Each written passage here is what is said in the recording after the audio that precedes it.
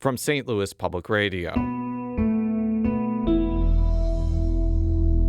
This is the Politically Speaking Hour on St. Louis on the Air. I'm Jason Rosenbaum.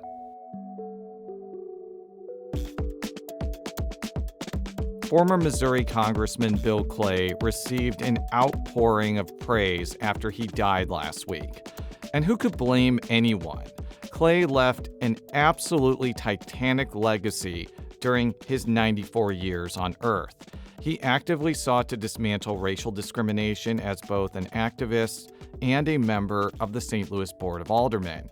He became the first black person to ever represent Missouri in Congress, and he helped pass landmark labor legislation, most notably the federal family leave law in the early 1990s. What's remarkable here is that Clay managed to accomplish all of those things while facing withering criticism during his time in office. His adversaries commonly derided him as a radical and divisive figure. But Clay didn't see those slings and arrows as particularly unusual. During a 1992 speech in Washington, D.C., promoting his book, Just Permanent Interests, Clay noted how movies and racist politicians often caricatured post-Civil War African-American elected officials as lazy, stupid, corrupt, and alien to the people they represented. And contrary to the omissions and the distortions about them, these were some fabulous and fascinating people. The birth of a nation was a shame to this nation when they depicted the black elected officials as being uneducated, as being uncouth, as sitting in legislative chambers and eating chicken and throwing the bones on the floor. These were downright damn lies.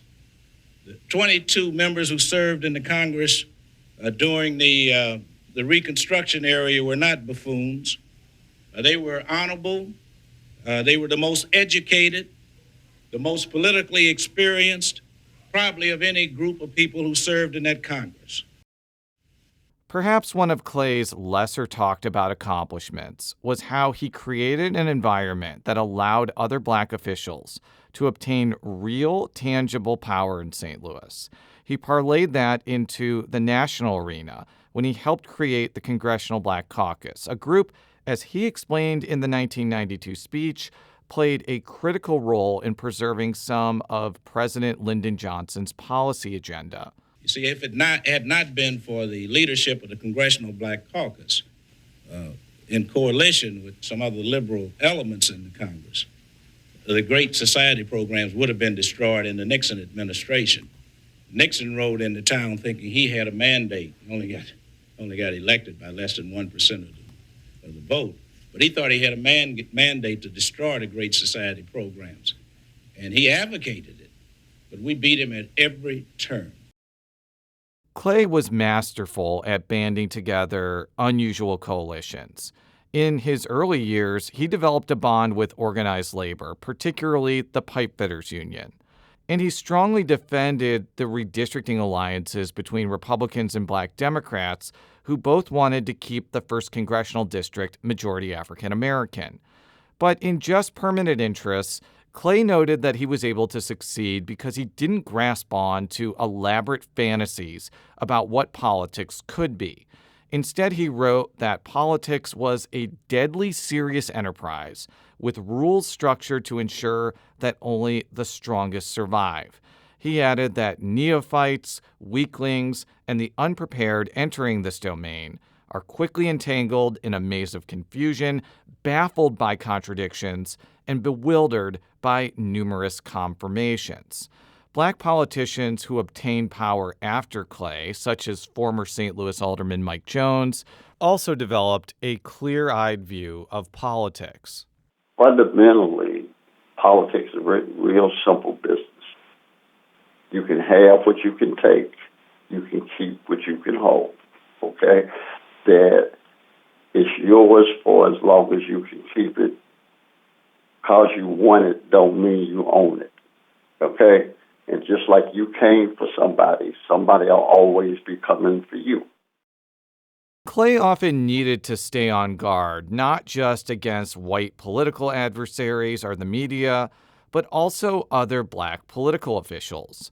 One of the consequences of developing a vibrant political environment for African Americans is that Clay sometimes faced challenges from within, and those were not friendly sparring matches.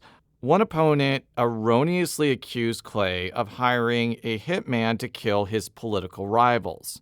And his son, former Congressman Lacy Clay, pointed out that in 1982, his opponent accused him of being out of touch.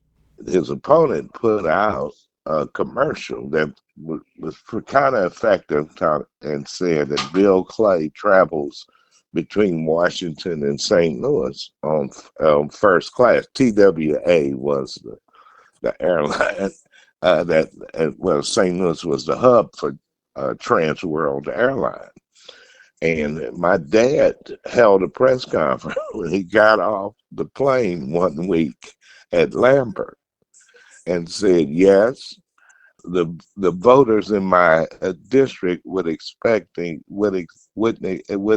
nothing less than a first class congressman. And that was his response, and that issue went away. He was witty, he was funny at times, but he could be very serious and focused too. It's worth noting that Bill Clay didn't magically remove all the obstacles that trip up St. Louis's African American officials. For the most part, black politicians often have had a lot of trouble raising money, putting them at a distinct disadvantage when they contemplate running for some post in St. Louis or St. Louis County. And earlier this year, St. Louis Alderwoman Alicia Saunier explained in painstaking detail a familiar type of criticism she regularly faced since she became an elected official. We do not get the grace periods that other leaders get, and especially there's high criticism levels. I've gotten emails from people saying, you speak in Ebonics, and this is not the ghetto. I've had comments from people on my hair. It's too long. Oh, why is it that color? People comment on my nails and how long my skirt is. Someone who is a counterpart that might be a white male could come in a Hawaiian shirt and flip-flops, and nobody's going to really comment or say anything. And so I definitely think that those standards are there. And while I hold that those standards are there, I think that racism and sexism, those things existed before I was here. They're going to exist while I'm here, and I'm not going to let those be the reasons that I'm not successful. And I'm also not going to let that be the thing that other black leaders have in their head and they don't try to go and lead their communities, and that persuades them from thinking that they have an opportunity to lead and to be supported. I would hesitate to extrapolate too much from Clay's experience to all of modern-day politics, especially since much of his focus was on the betterment of black people as opposed to the betterment of the Democratic Party. But Clay's ability to plainly speak out against obvious injustices, even if it made him enemies, did seem to be a winning electoral strategy. He never lost an election when he was running for Congress or the Board of Aldermen. And perhaps keeping firm to guiding principles like he mentioned during his 1992 speech in Washington, D.C., could provide more credibility to potential voters. That we should never lose our basic interests. Because one of our problems is that we get more concerned about other people's interests that we lose sight of our own. Now, we can have a coalition with environmentalists, with consumers, and with organized labor. But running through all of that is a strand that says we're black, and that's our primary interest. And until we live in a society that's colorblind, it will remain our primary interest. So the title of this book comes from the motto of the Congressional Black Caucus, which says that black people have no permanent friends, no permanent enemies, just permanent interests.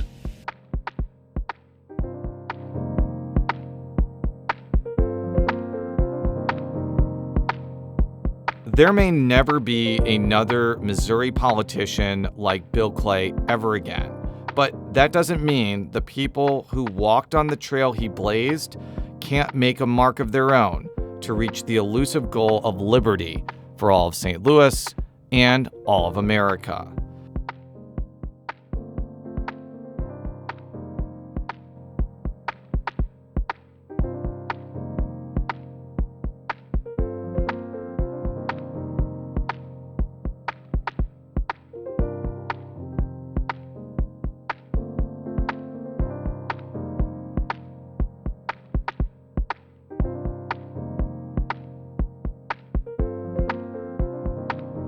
Today's episode was produced by Jason Rosenbaum. Our audio engineer is Aaron Dorr.